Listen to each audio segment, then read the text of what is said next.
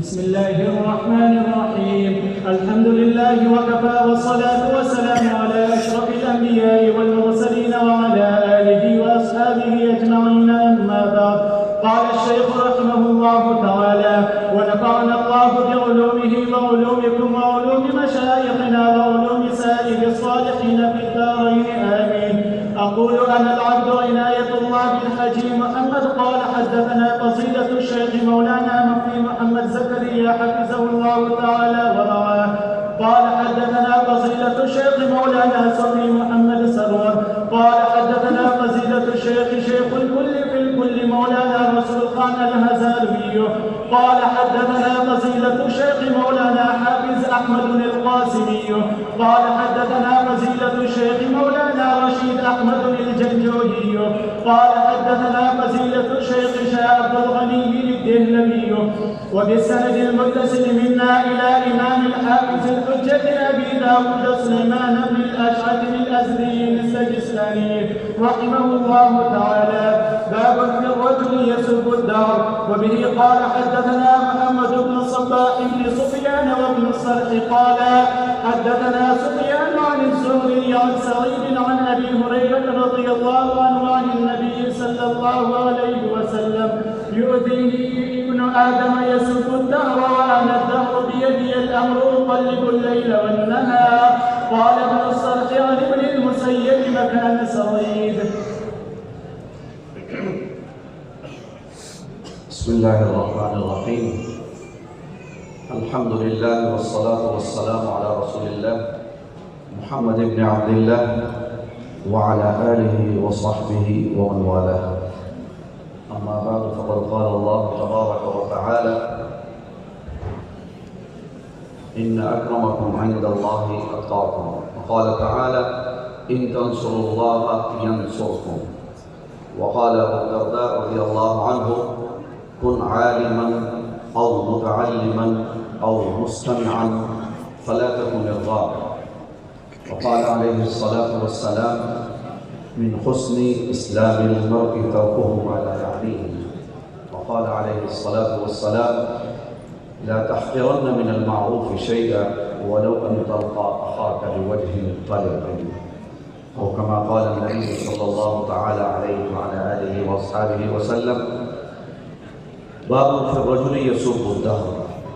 صاحب کتاب نے سب سے آخر میں یہ باب باندھا اور اس میں جو روایت نقل فرمائی کہ لا تسب الدہر وأنا الدہر، اس کو علامہ جمال الدین مزی اور علامہ منذری رحمہ اللہ تعالیٰ نے فرماتے ہوئے ذکر فرمایا ہے کہ امام بخاری رحمۃ اللہ علیہ نے اس روایت کو کتاب التوحید کے اندر، کتاب الادب کے اندر اور کتاب التفسیر کے اندر ذکر فرمایا ہے، جبکہ امام نسائی رحمۃ اللہ علیہ نے صرف اس کو کتاب التفسیر کے اندر ذکر فرمایا ہے، اور امام مسلم رحمہ اللہ تعالیٰ نے اور امام ابو داؤد رحمہ اللہ تعالیٰ نے اس کو کتاب الادب کے اندر ذکر فرمایا ہے۔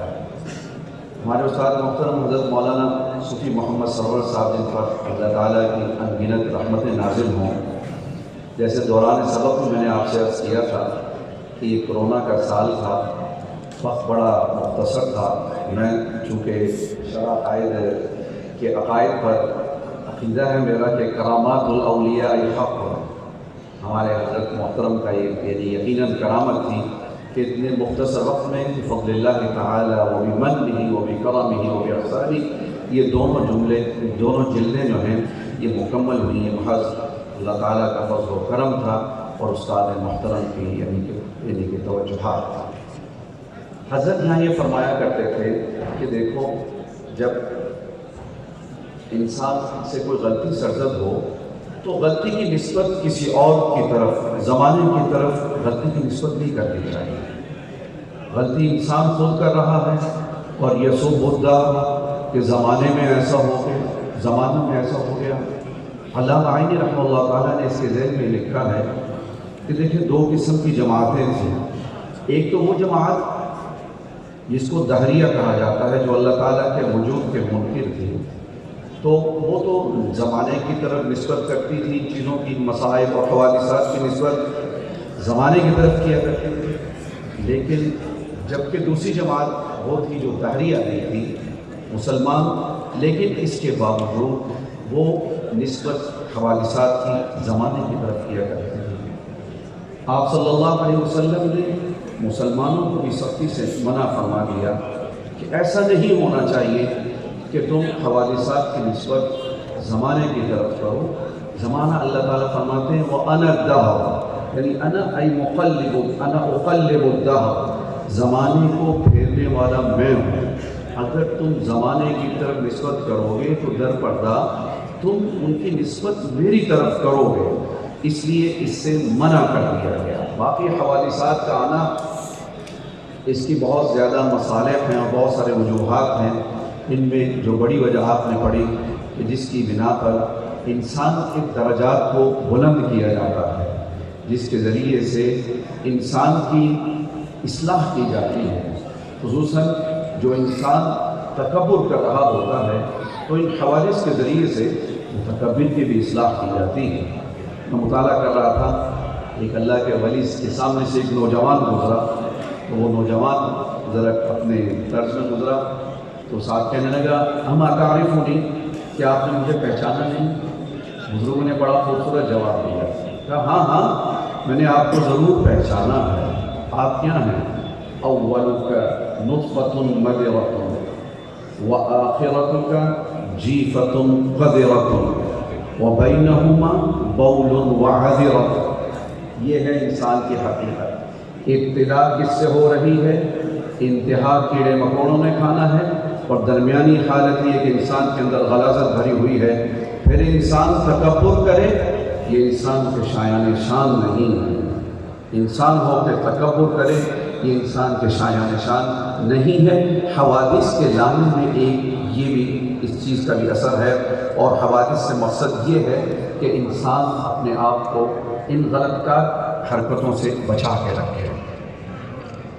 حضرت محترم یہ فرمایا کرتے تھے کہ دیکھیں اب آپ نے عالم بن کے اپنے گھر کی طرف چلا جانا ہے، جیسے میں نے حضرت ابو الدرداء رضی اللہ عنہ کا قول نقل کیا نا کہ کن عالما او متعلما او مستمعا، عالم رہنا یا متعلم رہنا یا دین کی باتیں سنتے رہنا، ولا تکن الرابع، چوتھی شخصیت بننے کی کوشش نہ کرنا، یعنی اپنے آپ کو علم سے جوڑ کے رکھنا۔ وَيْلٌ لِلَّذِي لَا يَعْلَمُ مَرَّةً وَوَيْلٌ لِلَّذِي يَعْلَمُ 7 مرات، ابو الدرداء رضی اللہ عنہ کا یہ فرمان ہے۔ اس لیے ہم نے اپنے آپ کو دین کے ساتھ جوڑ کے رکھنا ہے۔ قرآن کریم کی اس آیت کہ ان تنصروا اللہ ینصرکم، اگر تم اللہ تعالیٰ کے دین کی مدد کرو گے تو اللہ تعالیٰ تمہاری مدد کرے گا۔ اگر ہم چاہتے ہیں کہ ہماری دنیا بھی بھلی ہو، ہماری آخرت بھی بھلی ہو، تو ہمیں دین کے ساتھ جوڑنا پڑے گا، اور جو علم کے اندر جو چیزیں جن کا ہمارے اندر پایا جانا ضروری ہے ان کا ہمارے اندر پیدا کرنا۔ اس میں سے بڑی چیز کیا ہے کہ ہم نے اپنے اندر استغنائیت کی صفت پیدا کرنی ہے، اپنے اندر استغنائیت کی صفت پیدا کرنی ہے، اپنے آپ کو دنیا کی ٹھاٹ باٹ کے پیچھے لے کر نہیں جانا۔ نہیں